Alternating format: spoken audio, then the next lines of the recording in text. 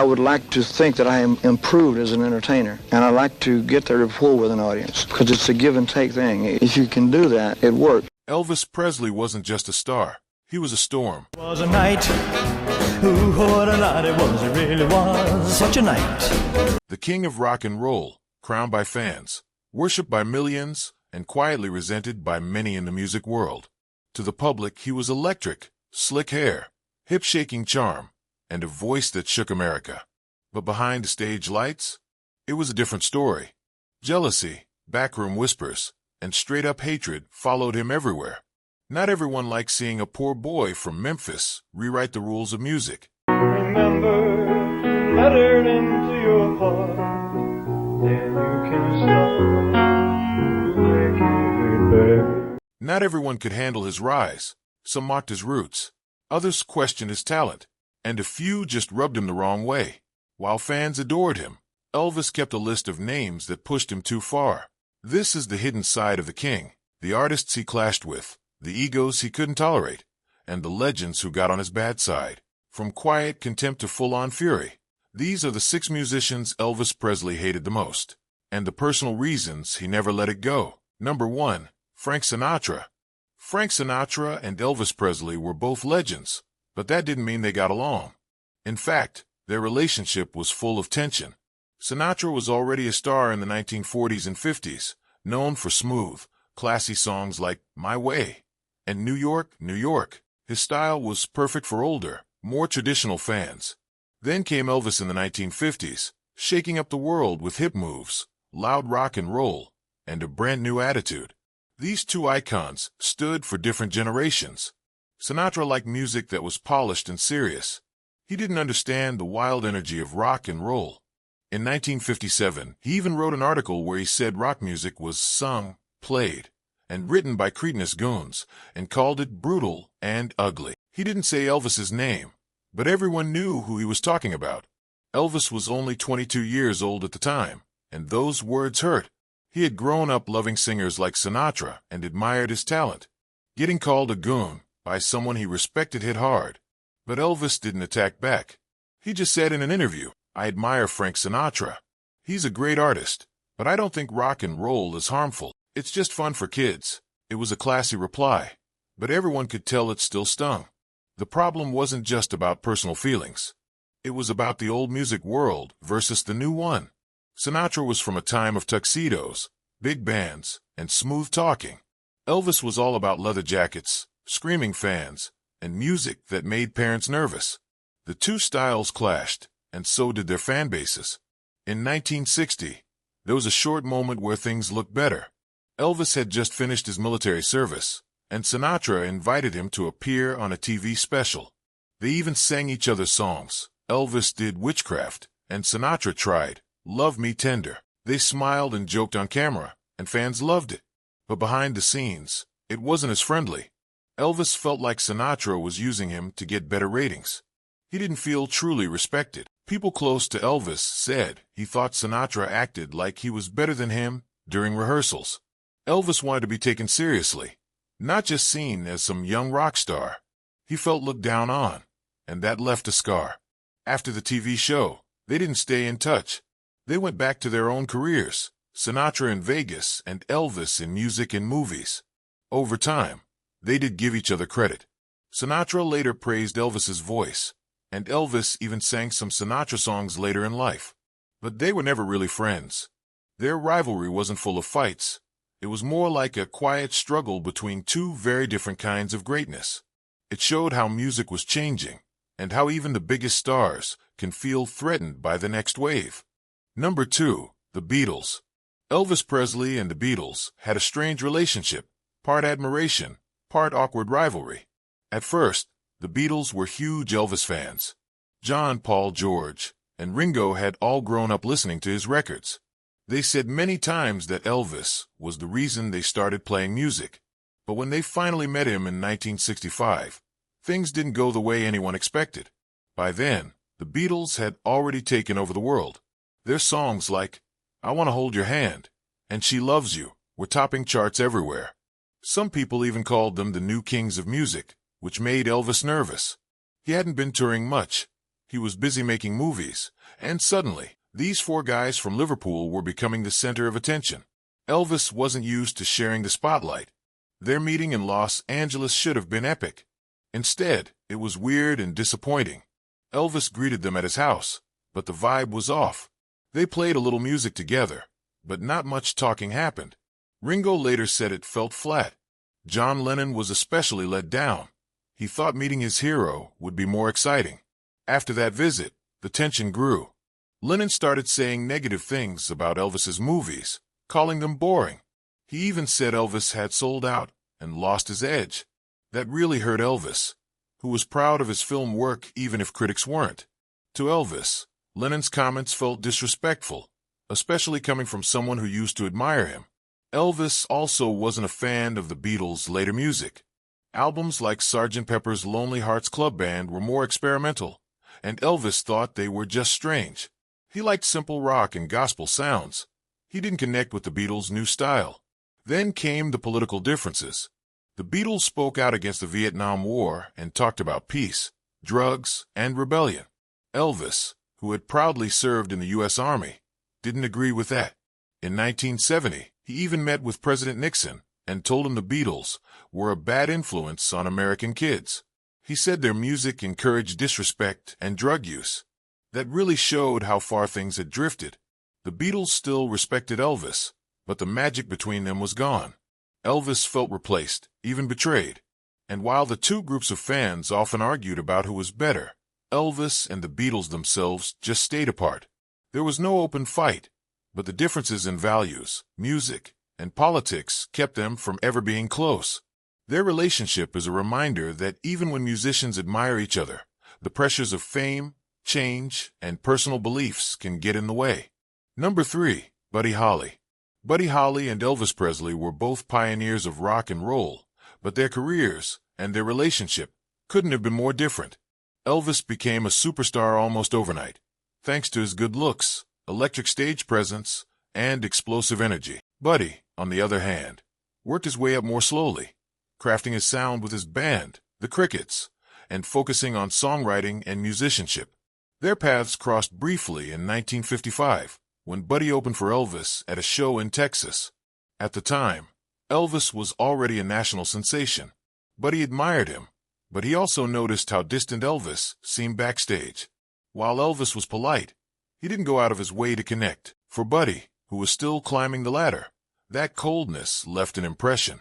Their styles were also very different. Elvis was more of a showman, dancing, moving, and singing songs written by others. Buddy was all about the music. He wrote his own songs, played guitar, and focused on tight, clean performances. Songs like Peggy Sue and That'll Be the Day made Buddy a favorite among musicians, even if he didn't have the same explosive fame as Elvis. Some critics started comparing them, saying Buddy's sound was more creative and polished. That created a quiet rivalry.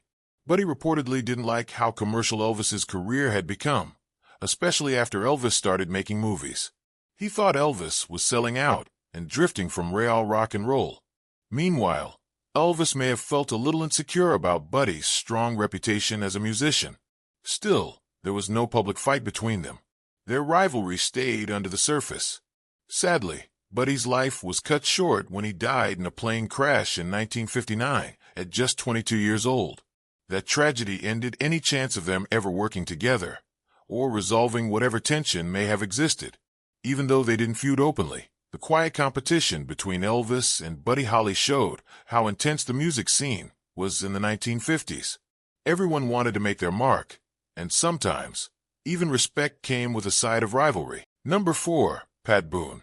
In the 1950s, Pat Boone and Elvis Presley were two of the biggest names in music, but they couldn't have been more different. Boone was the clean-cut, safe choice for parents. With his tidy hair, white suits, and soft-singing voice, he was the picture of wholesome American entertainment. Elvis, on the other hand, was wild, rebellious, and dangerous to the older generation. He made teens scream and parents panic. Boone became famous for covering rhythm and blues hits originally sung by black artists, songs like Little Richard's Tutti Frutti. But Boone's versions were smoother, softer, and designed for mainstream white audiences. While Elvis also drew from black music, He tried to keep its raw emotion and style. That made a big difference. Elvis reportedly saw Boone as someone who took the soul out of rock and roll just to make it more marketable. Their competition was everywhere. Both topped the charts, appeared in magazines, and were labeled teen heartthrobs. Boone had hits like Love Letters in the Sand, while Elvis dominated with Heartbreak Hotel and Jailhouse Rock. But behind the scenes, Elvis wasn't a fan of Boone's success, especially when Boone got credit for songs Elvis felt Boone didn't fully understand or respect. Boone, for his part, respected Elvis's talent but thought his onstage moves were too provocative. In one interview, Boone even said rock and roll needed cleaning up.